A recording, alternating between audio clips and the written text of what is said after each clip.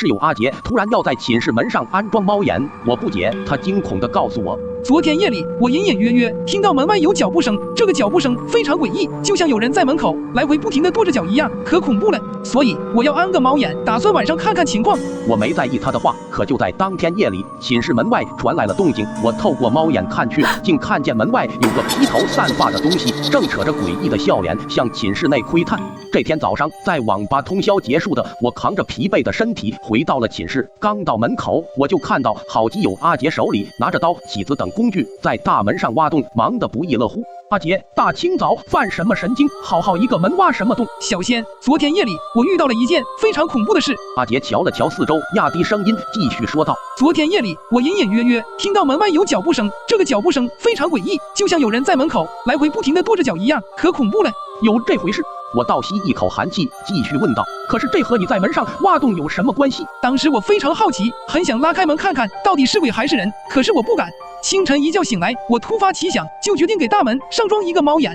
这个办法好，我来帮你。就这样，在我的帮助下，我们不一会儿就在门上打了一个洞，装上了猫眼。因为一夜没睡，我实在困极了，忙好这一切，衣服也没脱，就上床睡觉了。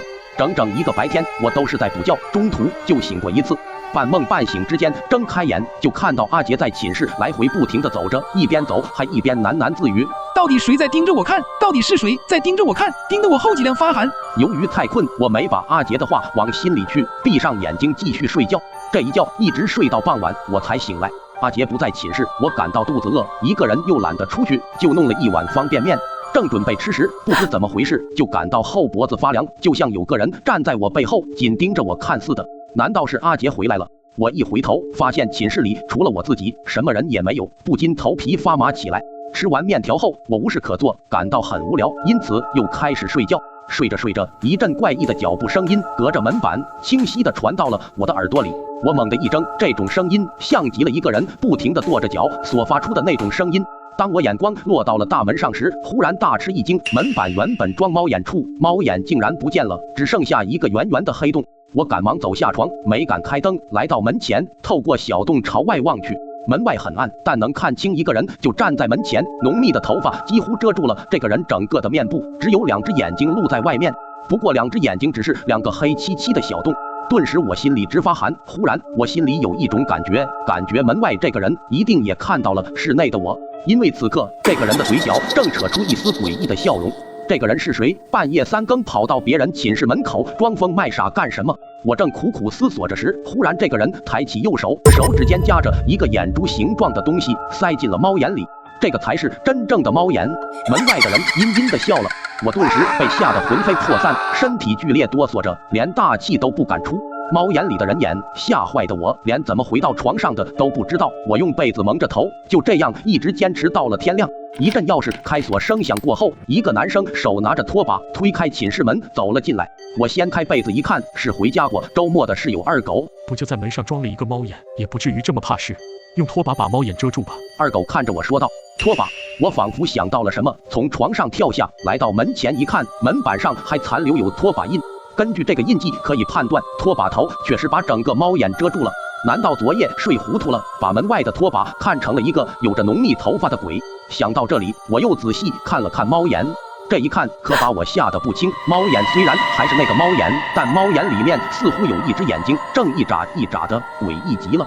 一旁的二狗立刻就从我的表情中看出了事情的严重性，在他的追问下，我就把昨夜所见到的诡异现象详细给他说了一遍。二狗没出声，他脸色凝重的来到门前，透过猫眼朝门外望去。猫眼里确实有一只人眼，这只人眼发出的眼神和人在偷窥时所发出的那种眼神一模一样。坏了，你们一定是把猫眼装反了。二狗大惊失色地说道。我想了想，觉得有这种可能，因为猫眼装好之后我就上床睡觉了，根本没事。猫眼装反就装反了，跟鬼有什么关系？我不解地问。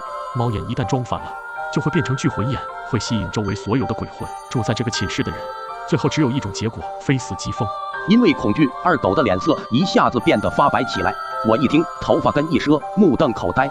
整整一个上午，二狗心里都想着心事，一言不发地望着窗外发呆。有几次我想向他了解一下聚魂眼的事，但话到嘴边终究还是咽了回去。中午的时候，阿杰回来了，只见他右眼蒙着一块白纱布，心情看上去很不好。阿杰，你的眼睛怎么了？